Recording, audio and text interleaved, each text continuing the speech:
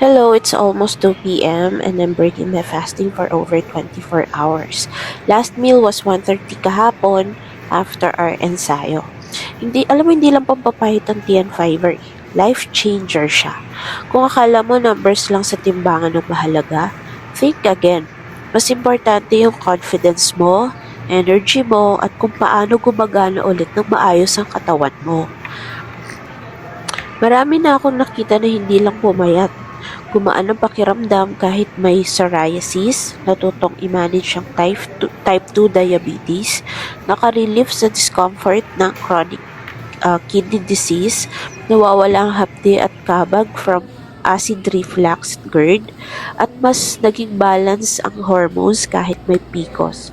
Hindi ito magic consistency plus tamang system ang susi.